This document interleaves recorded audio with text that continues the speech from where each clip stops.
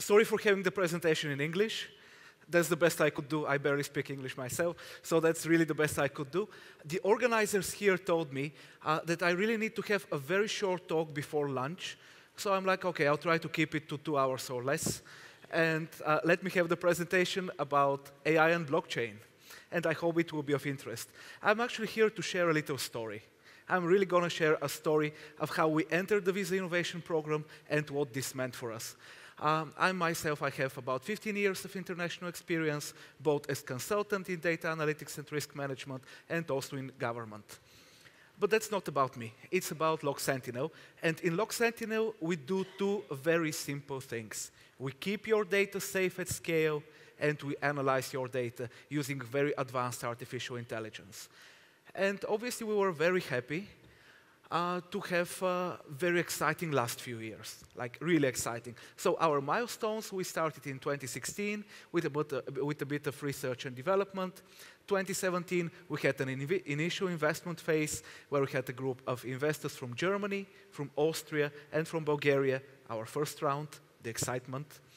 Product development, in 2018, we became a full-blown artificial intelligence company, and we have been leveraging artificial intelligence ever since. 2019, we just closed our second round of investment, so again, an exciting moment. Over the past year, we got a bit of recognition, both from industry partners, such as Visa, who are hosting us here. We're very grateful. So if you see the Visa logo, you can find us just behind the logo. So thank you, Visa people. A pleasure to be here. But also a bit of awards, including the Central and Eastern European Startup Award for Best Artificial Intelligence Startup, the Digital K Award, the GovTech Pioneers Award in Austria, the Raiffeisen Bank Local Hero, and so on and so forth. But that's not the important thing. The important thing is that we're really trying to serve major finance sector and industry customers. So we focus mostly on banks, and we focus mostly on government. Our experience is finance, our experience is public sector, so that is where we can really bring value. Enter Visa, right? Enter Visa. And Visa had a brilliant idea. Why don't we try to really synergize the customers of Visa, the partners of Visa, issuers of Visa cards, and then innovative startups that can really bring value. There is one little problem, though, about innovative startups, is that 99% of them create a bad name for the rest, right? It is very difficult to start as a startup and have a really compelling, really meaningful value proposition for a financial sector company. It's very difficult to start with 10 or 20 people and then go and serve a large bank. Being able to offer integration for 100 systems, being able to offer top-notch security, offering compliance with both US, EU, and other specific national regulations, and still unlock a significant proportion of the business value that you promised to unlock. And that's the great challenge. The great challenge is to really have a very compelling value proposition that you can deliver on. So Visa is trying to synergize between startups who fit this profile and banks, financial sector institutions, and issuers, essentially their partner network, to see if we can really revolutionize and disrupt the way payments are done. We position ourselves in security. And our story is very simple. The program started in July.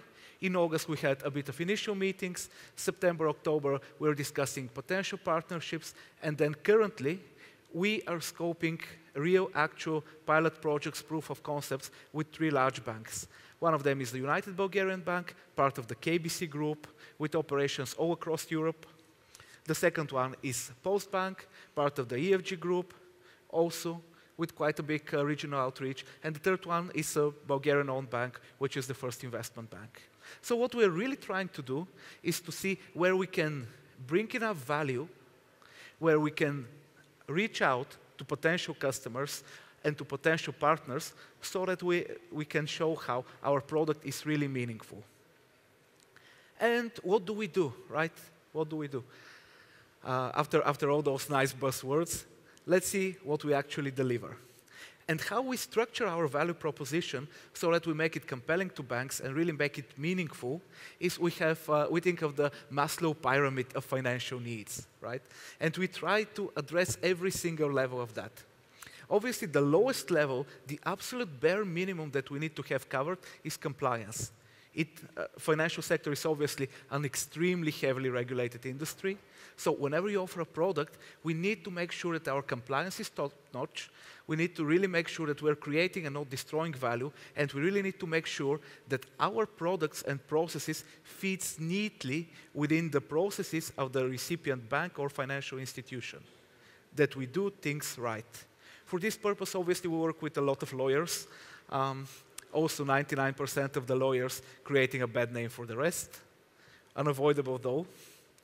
The second thing we do is we really need to make sure that every single process which takes place in a bank or a financial institution is stored in a secure digital way.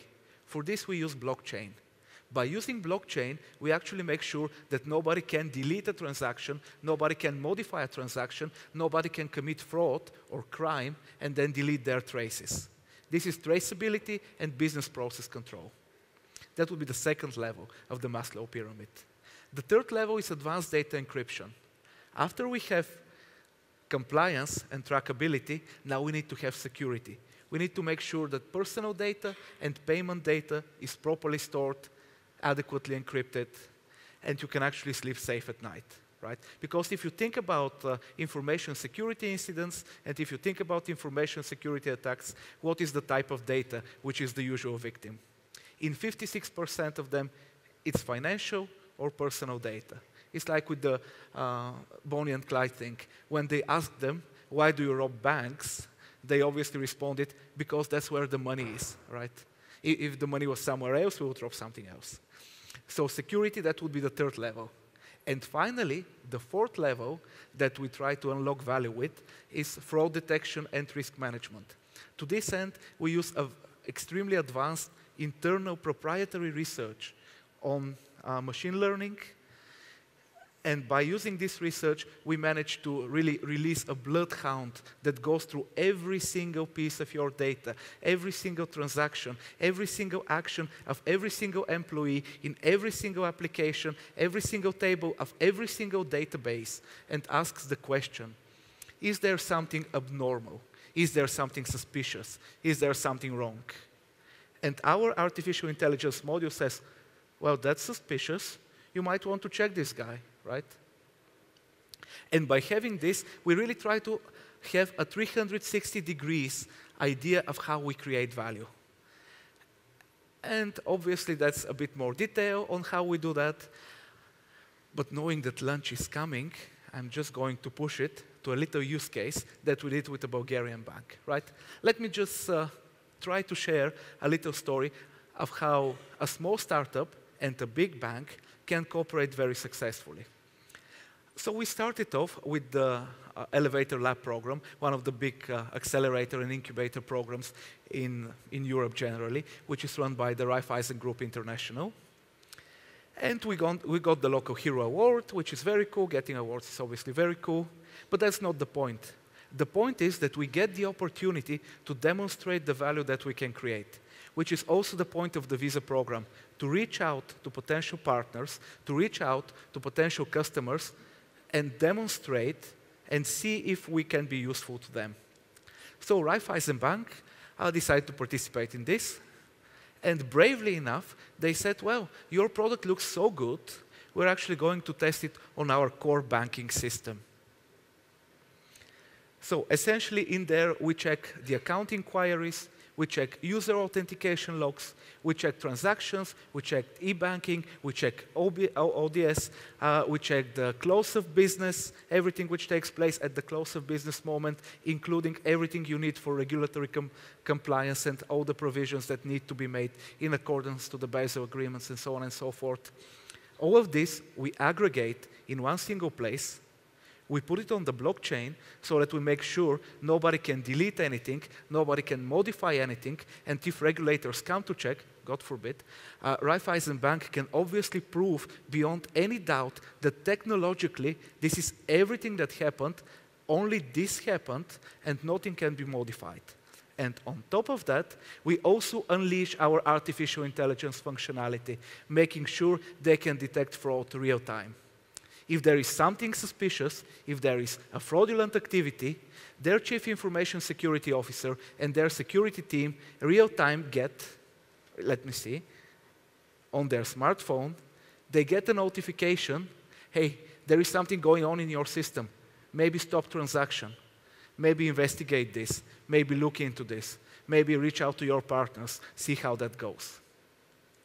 And for us, that's probably the best story. We really start off as an innovation program, which is sometimes a bit of a corporate startup responsibility. But then by rolling out the solution in real life, we prove that it makes sense, it makes a lot of sense, and it actually made Raiffeisen Bank run faster than its competitors. Obviously, in the financial sector, that's pretty key. With this, I can only end by saying, please try us. See our demos, Sentinel Trails, Sentinel DB, our two major products, or better still, find us out there. We're just behind the Visa logo, the smiling clock Sentinel people, and let's talk about it. With this, I thank you so much.